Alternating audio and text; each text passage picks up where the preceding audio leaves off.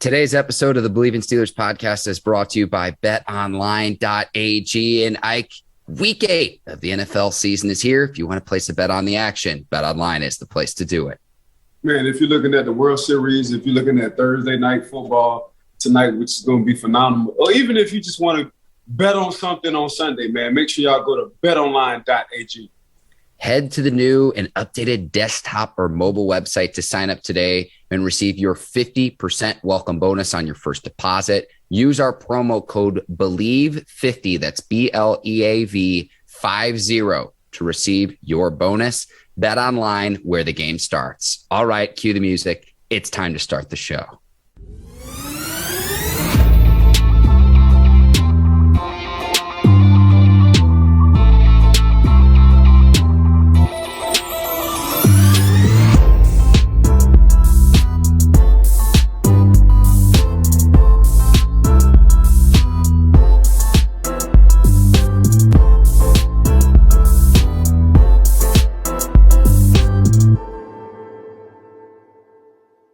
Welcome to another edition of the Bleav in Steelers podcast on the Bleav Podcast Network. I'm your host, Mark Bergin, joined as always by my guy, two-time Super Bowl champion and 12-year veteran of the Pittsburgh Steelers, Ike Taylor.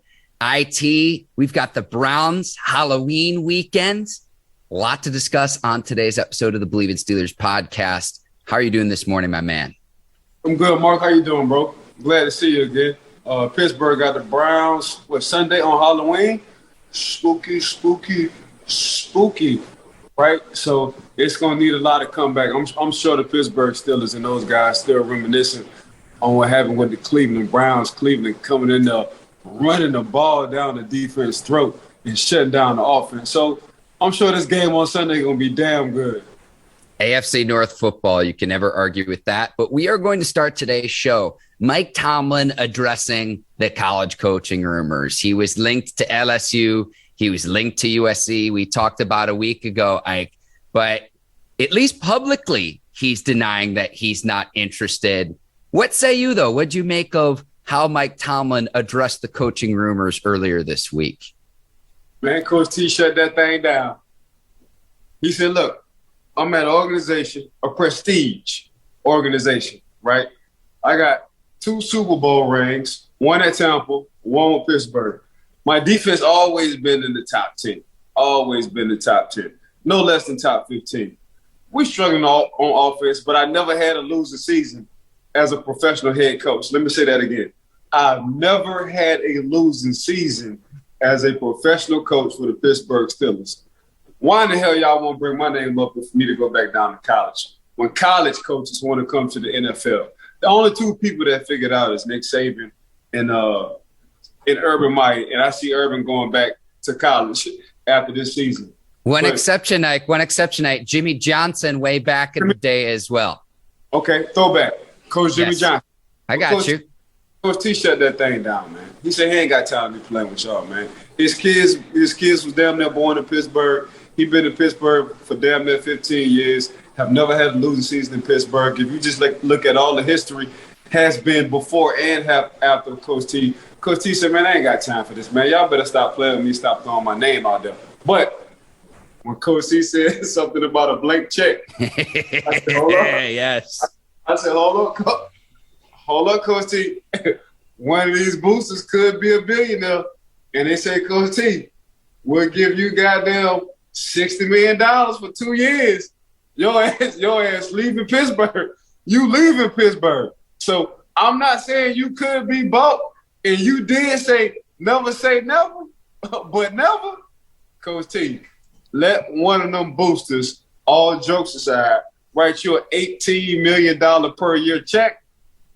Oh, yeah, you leaving Pittsburgh all day. I don't care what you talking about, Coach T. You leaving Pittsburgh all day.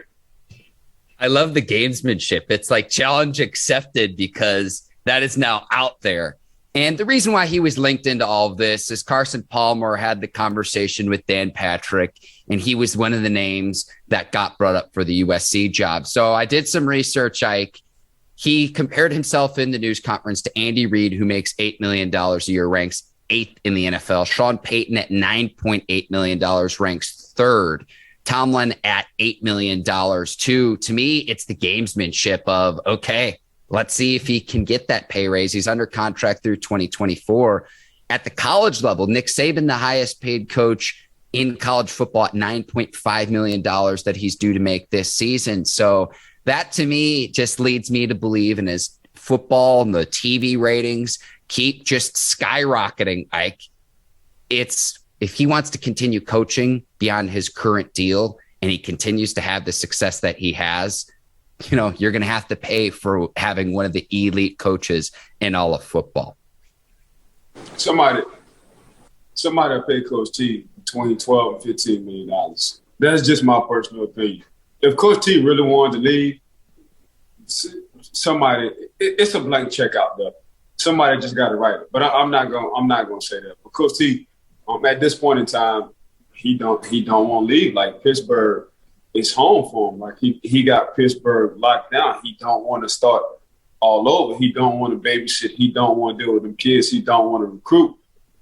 But that's just what it is right now. Next year could be totally different, Mark. He might feel a change of heart. Like, you see Coach T and Kevin Colbert all the time at combines and pro days. They just enjoy it, and he likes that process. I don't know if he want to go to high school and enjoy that kind of process. I think he liked that process as an NFL or a professional NFL coach and going to colleges. I don't think Coach T like going to high school. So right now I think Coach T is at a good place, a good place, especially a good peace of mind when you want to talk about Pittsburgh and where he's at with that organization and what he's doing with the organization, how he likes handling men. If you talk to the guys who have played or are playing for Coach T, they just say, man, he's a player's coach. He always been like that with me. Coach T let me slide with everything. So that's just what it is. But he's very knowledgeable, and he simplifies the game to you to where he can break it down to whether you're 3 years old or 58 years old, regardless on if you know football or not. He just got that gift. That's just Coach T. So we'll see what's up, man. But right now, Coach T is just staying in Pittsburgh for the year of 2021. Well, Mark, it's a blank check out there. I don't care what Coach T say. It's a blank check out there. It just depends on how much they want to write it for. I have one last thought on this. And Courtney, turn the video machine on for this one. This is going to be a social breakout video. To my fellow media members and journalists out there, asking head coaches in a news conference whether they're interested in another job. Be better and ask better questions. In the history of humankind, I've never seen a head coach say publicly in a news conference, a head coach, oh yeah, I'm considering another job at another program, another franchise, another organization. Be better. I've never seen it admitted publicly. I know Coach T was very adamant that he's not interested in leaving Pittsburgh, but we've seen it before. We've seen other head coaches. Nick Saban's the first one that comes to mind, who says, oh, no, I'm not interested in this at all, and goes back on his word. A head coach is never going to publicly admit that in a news conference. Rant over. Professional liars. That's all head coaches are. They're professional liars. They're not supposed to give you what's going on in-house. They got to lie to you. You know, that's just what it is when you want to talk about talking to the media. That's how they get professional coaches, man. They're professional liars. All right, Ike, we're going to move on. Steelers taking on the Browns Halloween weekend, and the Steelers getting some key players back. Anthony McFarland's back on the 53-man roster, along with right tackle Zach Banner. Continue to get that running game established. Now, a major storyline on the back half of the season for the Steelers, Ike, is this. Can Anthony McFarland emerge as Najee Harris's Batman? That's something I'm going to be keeping my eye on in the coming weeks. I don't know, man. They're gonna have to, slowly but surely with him. Anthony McFarland we talking about. Let Najee just get in the groove. You know what I'm saying? Just hand the ball off to Najee, whether it's shotgun or I formation, but try to do it consistent. Because you know what Cleveland about to do.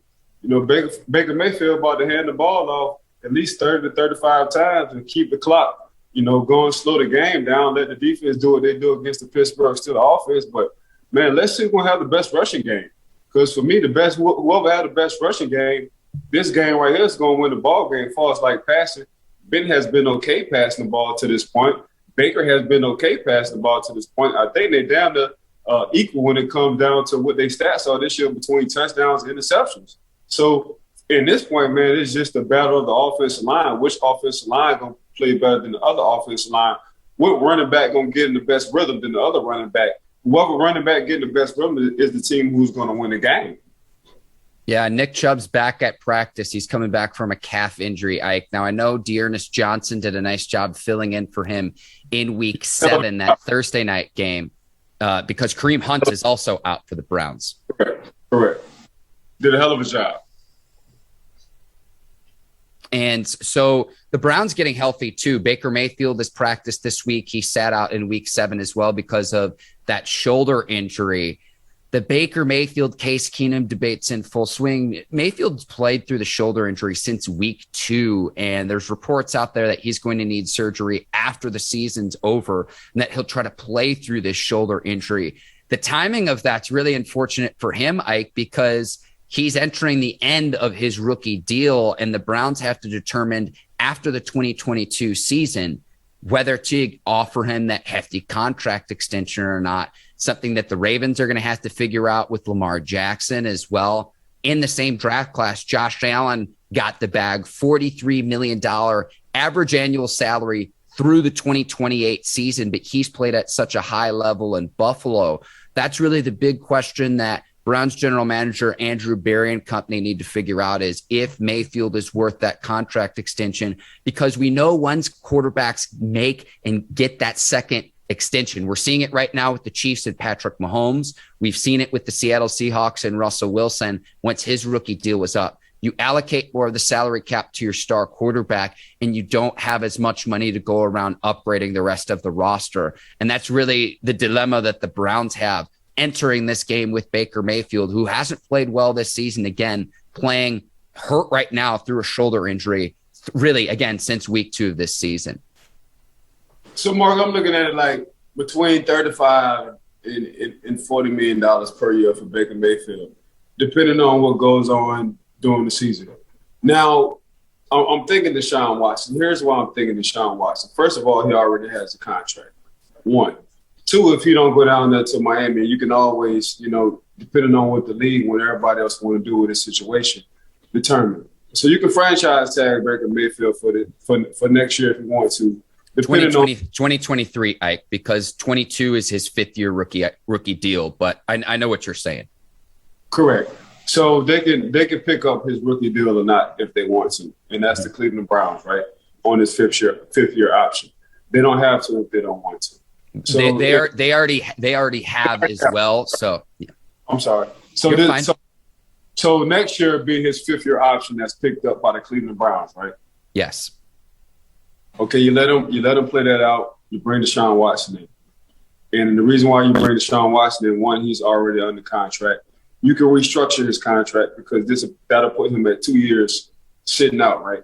But what I do know is Deshaun Watson is an upgrade than Baker Mayfield. We all saw what Deshaun Watson did with between 4 and 5 different coaches at his time. Deshaun Watson was a steady Pro Bowl top 10 quarterback at his time. Deshaun Watson never had a defense at his time. Deshaun Watson, if you only know what DeAndre Hopkins was, he was just throwing it to DeAndre Hopkins. Deshaun Watson has been the guy, Mr. Houston, since he's walked into the Houston complex. Deshaun Watson is Mr. Houston. So when you get a guy like Deshaun Watson, and you watch what Deshaun Watson did when he was back there at Clemson, then you watch Deshaun Watson when he was doing with some okay receivers once DeAndre Hopkins had left, he was just Mr. Everything. So he had a lot on his shoulders. And I think for the most part, he's the only quarterback that did more with less. You look at Lamar Jackson, we talk about the receivers he don't have, but he do have a running game. He do have a defense. You give that to Deshaun Watson, you put Deshaun Watson over in the Baltimore Ravens, ain't no telling what they're going to do. You know what I'm saying? So that's how I look at it. I'm looking at what quarterback does more with less. And that has been Deshaun Watson. Now, you give Deshaun OBJ, you give him Jarvis Landry, you give him Njoku, you give him Peoples-Jones, and you give him that defense, and you give him Nick Chubb and Kareem Hunt. You want to talk about Super Bowl contenders? There'll definitely be Super Bowl contenders, because going into the season, in the offseason, I was looking at the Cleveland Browns as Super Bowl contenders just by their roster, just by the roster and the guys they had. I felt like Cleveland per pound, per position, they have the best guys at every position, or top 5 best guys at every position. They just not putting the pieces together right now. So you put a quarterback into that, and we talked about truck or trailer. I look at Deshaun Watson as a truck. I look at Baker Mayfield as a trailer. So you put a truck on a team like that, man, the sky's the limit is what I think. So either Miami or Cleveland, that's how I'm looking at Deshaun Watson. They're really between a rock and a hard place because of this, Ike. The Browns might value Mayfield more than any of the other 31 teams in the league because this was a franchise in quarterback hell. 2019, when Mayfield started all 16 games, Ike, the Browns hadn't had a quarterback to do that since Tim Couch in 2001. You know the old clip, the picture of the Browns fans where they've got whoever's quarterback jersey, and it's all the names that are crossed out. It's a social media hilarious picture. So if you want to pay Baker Mayfield 35 to 40 million, it's like, is he actually worth that, or is he worth that to Cleveland specifically? And that's really the big dilemma that I would have, because I think Baker Mayfield's very middle of the road. I think there are a lot of quarterbacks that are better than him, especially in the AFC. I also think there are many quarterbacks worse than him. If the Steelers end up getting an Aaron Rodgers, or they end up getting a stud in the draft, say a Matt Corral out of Ole Miss, or one of these young quarterbacks who will be coming in next year, if you're the Browns, you could be talking about having the 4th worst quarterback, or the 4th best quarterback, I should say, in the division, because we know what Lamar can do. We know what Joe Burrow is doing this season. Bengals have been excellent so far entering week 8 of the NFL season. And then what Big Ben has been traditionally for Pittsburgh, he's in the final year of his contract. Steelers probably aren't going to bring him back. We'll see what happens there. But if they make an upgrade and bring Rodgers into the division, or get a young stud, or someone like, say, maybe a Russell Wilson, who's I've read things that listen, if the Steelers make an upgrade at quarterback, you've got to be sitting there as a Browns organization asking, are we sure we want Baker Mayfield, not just for our franchise, but relative to the rest of the teams in the division? That's something that they're going to have to figure out. And it's the gamesmanship, Ike. It's fascinating to me, because it's not just what you're doing for your organization, but what you're doing for your organization relative to the other teams in your division who you're playing twice a year. I mean, now you're talking like a goddamn GM. I love it, Mark. Now you're talking. So you look at that division, Mark, and you ask yourself, between Big Ben and Baker Mayfield, right now y'all rank 3rd in our division when it comes down to quarterback play. Yeah, this is 3A, 3B. Depending on who have the better week than the other person, between Lamar between Lamar Jackson and I'm drawing a blank. Joe Burrow, Joe Cool. Yeah, between Jamar and Joe Burrow, man, you got to tip your hat to them. You two are the best 2 right now in the division. So who's the 3rd and the 4th? Well, it just depends on what week it is and what stats and who helped their team win for that week. So 3A, 3B when it comes down to Baker Mayfield and Big Ben. So, yeah, you're 100% right. Going into it as a GM, looking into it the first 4 quarters of the season, because the GMs like to break it down by every 4 games, or every 4.1 now. Every 4 games on what quarterback has the best play. That's just what it is. So, I mean, you hit it on the head, Mark. So for Baker, he got to put himself, in the general manager's perspective, like, how do I feel up against a Joe Burrow and a Lamar Jackson and Big Ben? Okay, let me check my stats. I think both of them, between Big Ben and Baker Mayfield, both of them have the same kind of stats. Right now with the touchdown and interception ratio, it's just how do I feel up and how do they look at me? And you're right. And I think you hit it on the head again when you said, Cleveland feel like Baker Mayfield might be the best situation for us. Not exactly the best situation in general, but just the best situation for the Cleveland Browns. He's gritty. He's tough. He don't give a what. He don't have a I don't give a what attitude. You kind of like that in him. So that's he always been like that. He's been like that since the Oklahoma days. So we'll see how Cleveland feels about him in the offseason. But I think Cleveland is going to take their time on signing Baker Mayfield, to be honest with you. Yeah, get a larger sample size. And I know that that's why Andrew Berry is held in high as regard as he is as a general manager, a very young general manager as well. Getting Chubb back in this game, I think, is key. Jack Conklin, the right tackle, the starter as well, has missed some time. He's back in practice this week, an all-pro player. And that one-on-one matchup with TJ Watt off the edge is going to be one of the key matchups in Sunday's game. And then another key to the game that I had to slowing down Myles Garrett, because entering week 8, he is the odds-on favorite right now to win Defensive Player of the Year, even despite the fact that the Browns have been a little bit shaky in the last few weeks. Yeah, I mean, Myles keep getting drug tested. Ever since he took off the sleeve, he went sleeveless. He's just been getting drug tested week after week, man. If you look at the man, he's just like a goddamn mutant. You know what I'm saying? And I feel sorry for Myles. Put the sleeves back on, Myles, because the NFL is picking on you. You can't help that you do curls, biceps, and tris all damn day. I get it. It looks good.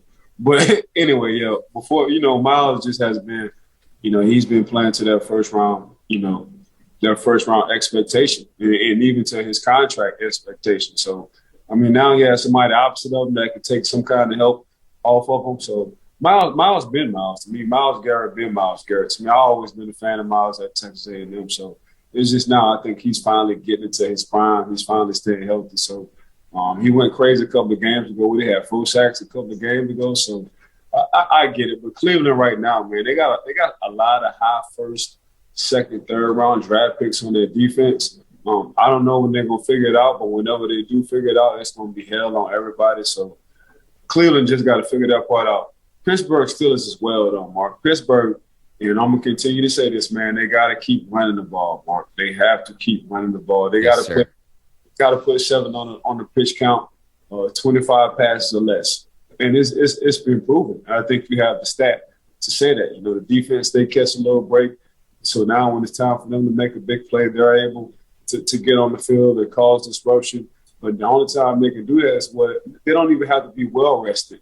They just need to be rested some sort. And how you do that is by running the ball. So you getting Anthony McFarland back for the Pittsburgh Steelers. So we'll see how they like the Batman and Robin this thing when it comes down to this Cleveland Browns game.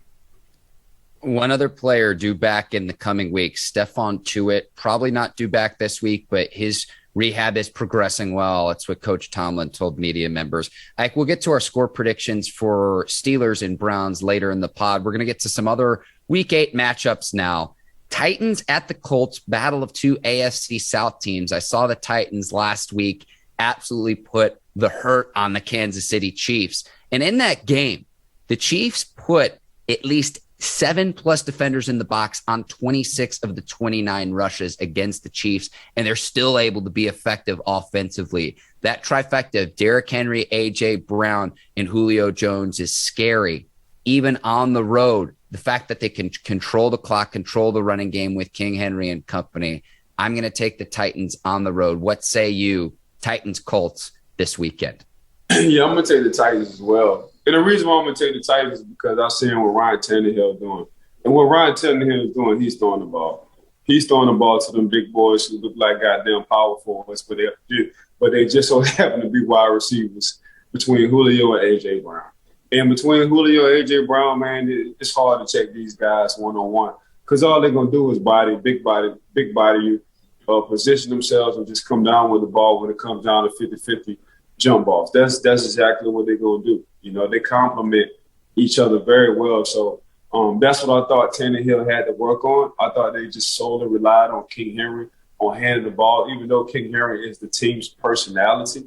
But at the same time, man, them 2 wide receivers between Julio Jones and A.J. Brown, they got the same personality as King Henry. They just so happen to play on the outside. So now Tannehill is seeing that he's finding that, man. And Tannehill can run too as well. You can run a few RPOs with Tannehill as well. So I got the Titans as well beating the Colts. I like what Carson Wentz is doing. He's always been tough. He's always been gritty. The Colts defense isn't bad at all. They got a nice little defense. They have been injured throughout the season. I like what they're doing. I like what they're going. But for me, it's just the personality of Ryan Tannehill. I think the drip from King Henry and his two wide receivers, Julio Jones and A.J. Brown, it's kind of rubbing off on Ryan Tannehill, and you can see he's kind of getting that swagger with himself, and he's passing the ball to those guys a lot. So I'm going to take the Tennessee Titans over them. I love it. We'll go on to the next game, Buccaneers at Saints. Before we predict this game, Ike, did you see Tom Brady throws his 600th touchdown pass? And we see everything he gets back in return for the actual football, the fan that was given the ball by Mike Evans. Right. What I'm curious about is Tom Brady, say he goes for 700 and hangs on for another few years. How much are we talking if this 600 football garnered, okay, 2 signed jerseys and a helmet from Brady, Mike Evans signed jersey and game cleats, $1,000 to the Bucs team store, season tickets for the next 2 seasons, and 1 Bitcoin. How much is 700 going to be worth? It's a king's ransom, Mike. I'm looking at it from an auction standpoint. So if the 600 piece gonna give me all that, the 700 piece got to be monumental for me. I ain't giving it back. If Mike Evans wind up doing that again and he just totally on the 700 ball, I'm not giving that ball back because I know that ball gonna cost millions and millions of dollars. You know what I'm saying? I'm gonna need a stake. I'm gonna need a stake with a TB12. I know Tom Brady got TB12. I'm gonna need some sort because the Pro Football Hall of Fame gonna be calling me. All the auctioneers gonna be calling me. Tom, I'm not even worrying about you. The Tampa Bay Bucs gonna be calling me. So that's 3 people that's gonna be calling me, and they're willing to write a blank check. I know.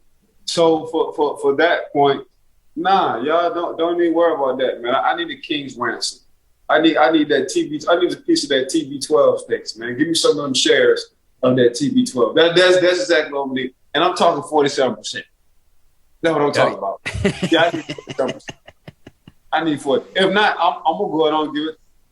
I'm gonna let the auctioneers or Pro Football Hall of Fame decide on how much they want to bid on this 700, and it's gonna be a lot of money. It's gonna be a lot of money. So that's what I think it could happen. I mean, it sounds crazy. I think it could happen though if he decides he wants to stick around, because I haven't seen any regression from Brady this season. It's like even at age 44, Ike, Bucs are favored by 6 over the Saints. Some players that are due back from injury. Gronk's coming back from his rib injury. Levante David, an ankle injury, and Richard Sherman, a hamstring injury. All 3 players practiced on Wednesday. So a good sign for the Buccaneers. I'm going to take the Buccaneers, even though they are on the road. I'll take them over New Orleans. I'm taking the Bucs. This is when that defense started to crank up. That defense get to cranking. That big truck, them diesels. I got that diesel. I got that Ford F-350, that dually truck. That's when that diesel started to crank in, Mark. So I'm gonna go ahead and go with the Bucs as well, man. And Tom just having fun. You can just tell in New England it was just all business, man. It was you get in the Kentucky Derby, you don't see nothing but Super Bowls. There's no fun.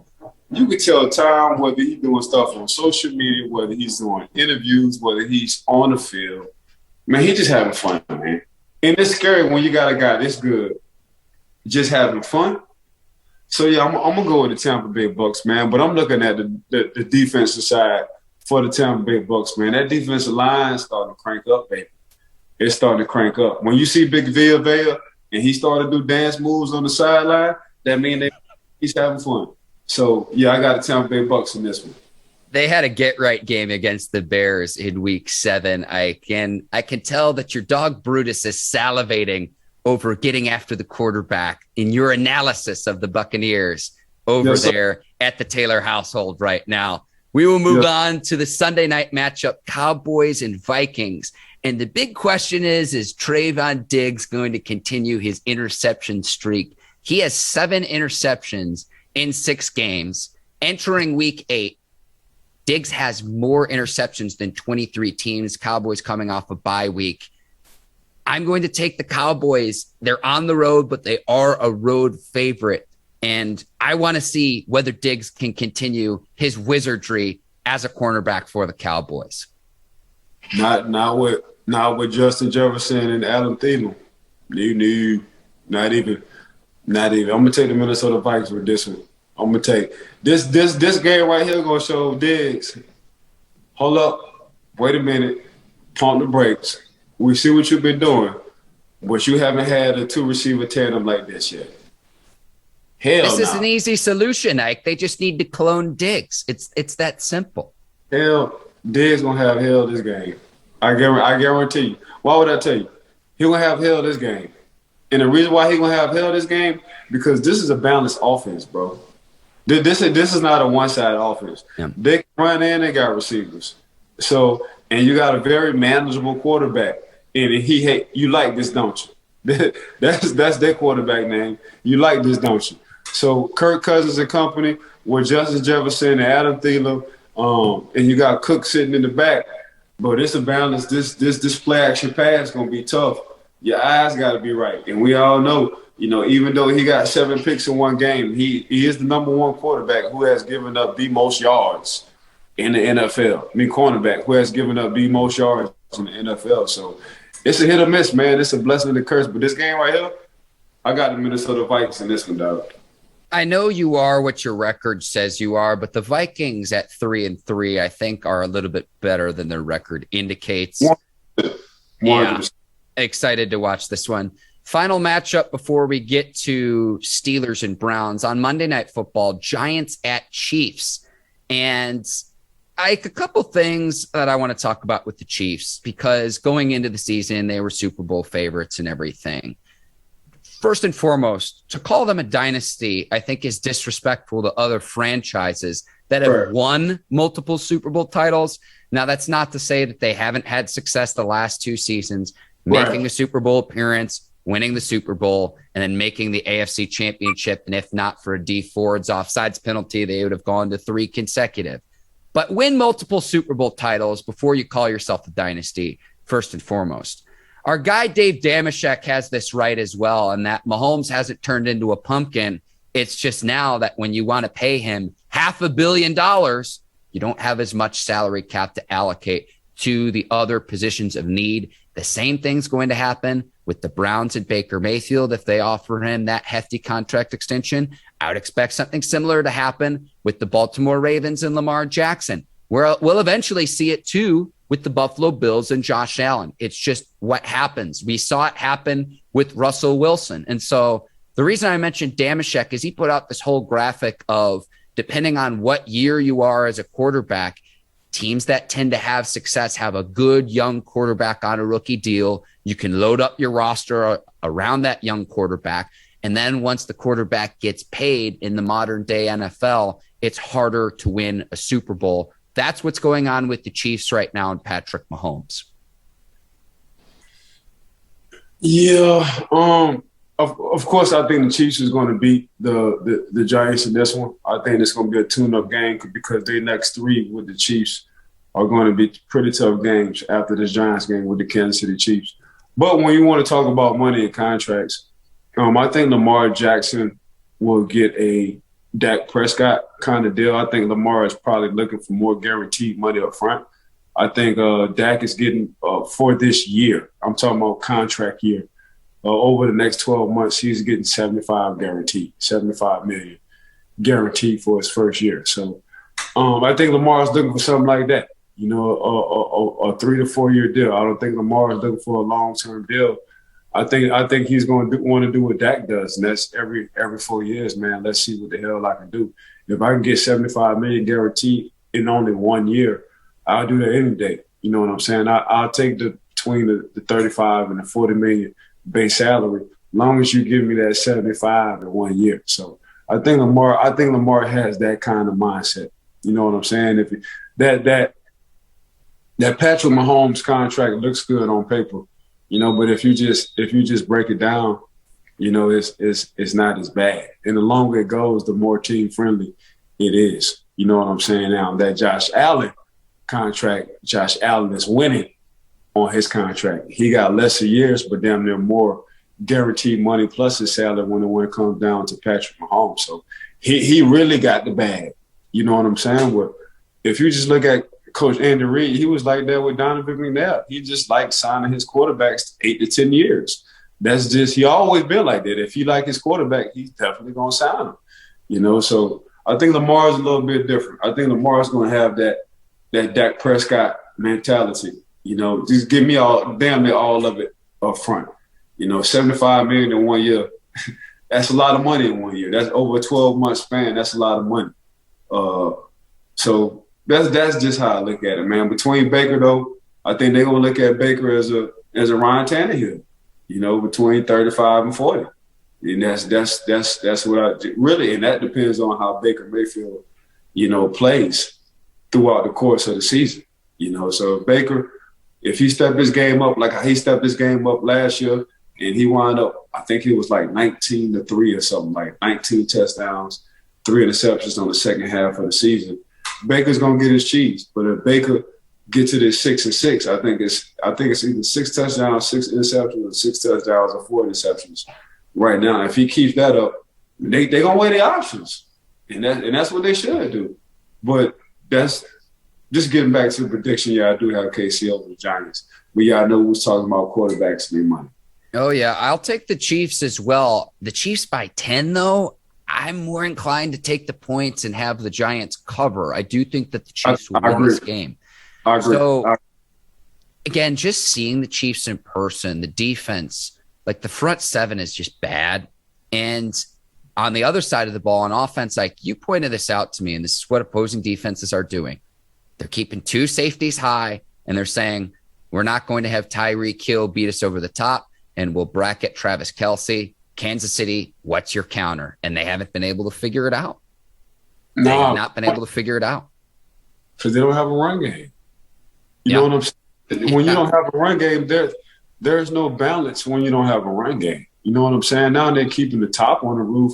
Now they're making, they're making Patty Mahomes, check down, and that's something Patrick Mahomes don't want to do. He don't want check down. He wanted to splash big plays. He wanted the ESPN. He wanted the 16, 17-yard, oh, my God, no-look passes. He don't want to Tom Brady that thing. He don't want to throw it to Leonard Fournette, 17 times and let Leonard Fournette have 120 yards, receiving, but let alone we coming out with wins. He don't want to do that. He wanted the Tyreeks. He wanted Travis Kelce. He wanted the Harmons.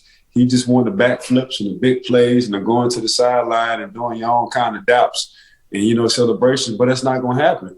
And that's what you got to love about the NFL. It take a few years. They say for a rookie quarterback, it takes an offseason for a defense coordinator.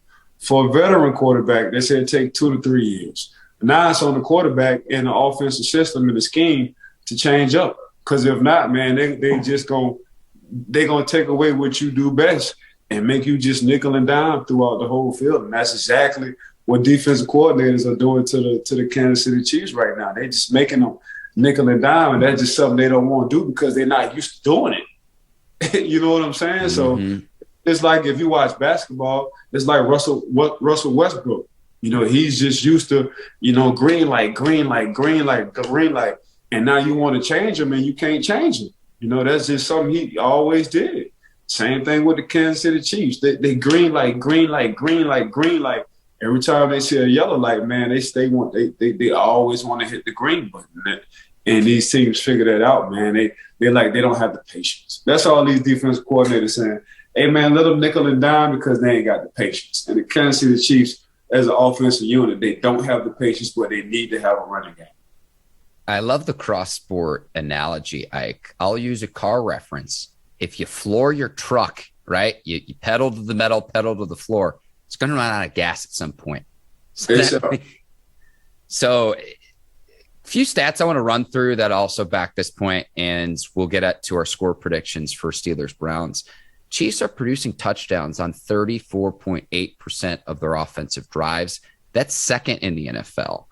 They produce a first down or a touchdown on 81.2% of their series, which is tops in the league. So what's the path forward for the Chiefs? It's eliminating the turnovers offensively, because if a team is going to take the top and put a cover on the roof, you're going to have to go a 10, 12, 15 play drive down the field. And then you need some improvement on the defensive side of the football, which has just been an absolute mess.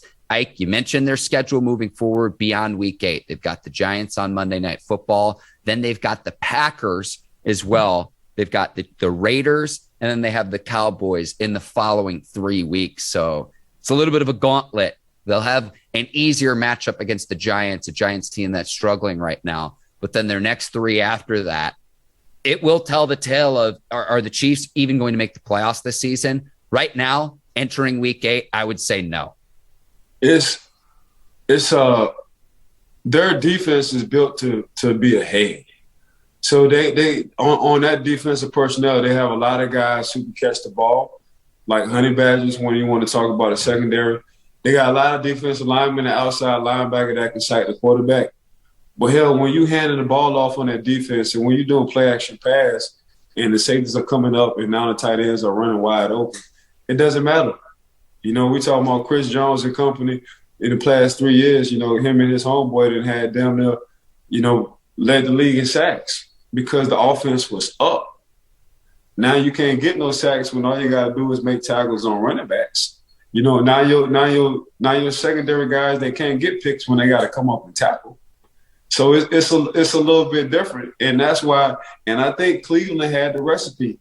They slowed the game down last year, even though they lost. They slowed the game down. We got very excited when Josh Allen and Patrick Mahomes was going to play the playoff because that's what the world looks for. They look for these high scoring games. But as a football player, an ex-football player, I like that Cleveland Brown recipe. We're going to come in, we're going to hand the ball off. Baker at the time just didn't know how to close that game out. That's all it was. And from that point, that put a light bulb on everybody else. You know what? We might not have the 2 running backs like the Cleveland Browns have, but we got a better defense than the Cleveland Browns. Just look at the Tennessee Titans. They got a running back. I don't know about the running game. They got a running back.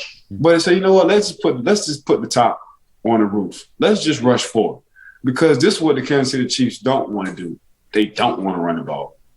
They want to prove every week why Patty Mahomes is Patty Mahomes. So they want to throw the ball. Until the Kansas City Chiefs figure that out, they're going to be taking L's for a while. I don't care who they play. Right now, the Giants game even scared me. I'm not taking that too. I think it'll be a closer game than that. Yeah, the 10 points is a lot. I'm with you there, Ike. Okay, Browns, Steelers, First Energy Stadium in Cleveland. Halloween afternoon. We've got the Romo Jim Nantz treatment for this AFC North matchup as well. Ike, Browns are 3.5-point favorites. Who you got on Sunday between Browns and Steelers? Cleveland Browns. I got the Cleveland Browns. I got Pittsburgh going into Cleveland and taking that L. Even though Baker Mayfield is hurt, he ain't got to do much but really hand the ball off, to tell you the truth. That's all he got to do. And the Browns defense, for some reason, you can say what they want. The past 3 times, they got the Pittsburgh Steelers number on offense. That's exactly what they got. So I think Myles Garrett's going to run crazy. He's going to go crazy. He's going to have a 3-sack game this game. So I got the Cleveland Browns beating Pittsburgh at home. Ike, we're going to lose all our viewers and listeners, but I got to give it to him straight. I've got the Browns 24, Steelers 20 as well. I've got the Browns winning as well for a lot of those reasons that you just mentioned too. And I don't want to lose our listeners and viewers of the Bleav in Steelers podcast, but that's how I see it going into this game. Now, I know the Steelers had a bye week coming in. Remember, the Browns played on Thursday Night Football in week 7, so they've had a lot of time to prepare as well. But a lot like how the Seattle game was almost a loser leaves town matchup, Ike, I think that this game is going to be absolutely vital for both the Browns and the Steelers if they want to stay in the AFC North division in the running with both Baltimore and Cincinnati. I've got the Browns winning as well. Yeah, 24-21. Okay. We'll see what happens. Ike, we're going to wrap today's show. It's Halloween on Sunday, and I wanted to ask you, of all of the Halloweens that you've endured in your lifetime, what your best costume was, because Halloween to me it's one of the most underrated holidays. I always like dressing up each year, but I wanted to ask you about that. Oh, man. I dressed up like Robin and my son was Batman. This is when he was 5 years old. So I had a very small Robin outfit, super tight, because he picked it out for me and it was very undersized. So I couldn't even walk outside for it. I had a trick or treat inside. And his mom was laughing like a mother because she was like, dang, he picked out the smallest outfit for you. I said, yeah, it's smaller than my damn tights for football. And y'all laughing at me. So, yeah, they went trick-or-treating. I couldn't trick-or-treat. I had a trick-or-treat with damn robe on. So that's how tight the outfit was. It was bad. Ike, I wish there was some footage of this. I provided our producer, Courtney. Let's see if she got a picture. Yeah. We got a picture of my best Halloween costume. I was Darth Maul one year. That's my older brother dressed as Stone Cold Steve Austin wearing a Curtis Conway Chicago Bears jersey. So our viewers can see this on the screen right now. I was Darth Maul. It was more like a cross between Darth Maul and Yoda because I was so short. I mean, have you grown since? Well, Ike, where's your picture? You say you got this Batman costume. Pictures or it didn't happen, my man. I'm going to dish it right back. Yeah, I'm going to text him. I'm still waiting to grow into my feet, Ike, in all honesty. That's what the doctors, it's like, oh, your brother's tall and you've got big feet. You'll grow into your feet. And, nearly 3 decades later, I'm still waiting. I know. I tell you what, though, I love Halloween, though, because it's the one night of the year, Ike, where you get a second chance to make a first impression. All you got to do is change costumes. So it's the one night of the year you get to do that. I know, right? Ike's trying to dig up to see if he can get his picture now. Ike, you had a workout this morning too with some people too. You're telling us about this before the pod. I figured it'd be worth mentioning on the show today. So yeah, man, I train some of my 10-year-old kids in the morning, right? And we start at 6:45. So I like to get the party started. I'm very energetic in the morning. So first of all, I need to get myself going. So I like talking to myself and talking smack to myself as well. So we were doing a 40-minute circuit. We did a 40-minute circuit. So the first 15, 20 minutes, I'm rolling. And I'm talking smack. But little did I know, I'm talking smack to my 10-year-old. They ain't doing nothing but gathering information and they just waking up themselves. So, that first 20, I was already woke, but I forgot I had 20 more left. That last 20, that's when they started to wake up. And they still gathering all the information on the smack talking I was doing to them. And when I say the last 20 was hell, when I say they was out working me and talking smack to me, now hold up. Now, y'all can't be disrespectful in my dang garage. I'm talking. But the crazy thing about it is it's all fun and games because the parents, they was laughing. They was talking smack to me as well because they understood. It just took a while for their kids to wake up at the same time. So, yeah, the second half of them 20 minutes, of them 40 minutes, them kids had me burning out. So shout out to my 10-year team, the Florida Eagles, man, the ones who come train with me, come work out with me, the one that keeping me in shape. But y'all got me today. I can't even lie. Y'all got me.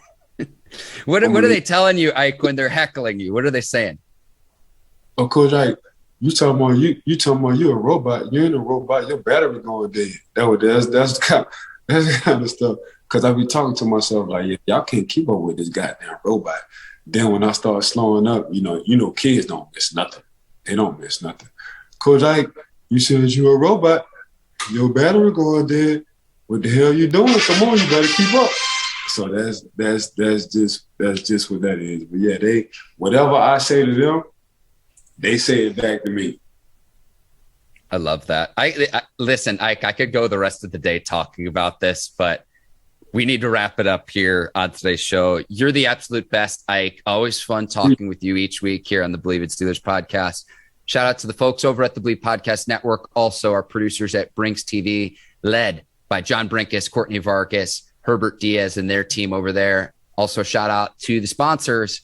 Today's sponsor, betonline.ag. And I want to thank the viewers and the listeners of the Bleav in Steelers podcast. Thank you for tuning in and listening. Yeah. Massive shout out to betonline.ag. Massive shout out to the Bleav in Steelers podcast. Massive shout out to Brinks TV, Miss Courtney and her style. Huge shout out to my dog, Mark Bergin, for rocking with me on the show. Make sure y'all give us a 5-piece, and that's 5 stars. Rate and review, because I know y'all like what we're saying, and we're very entertaining. Peace. For Ike Taylor, I'm Mark Bergin. Thank you for listening to the Bleav in Steelers podcast. We'll see you next week. Take care. So long, everybody.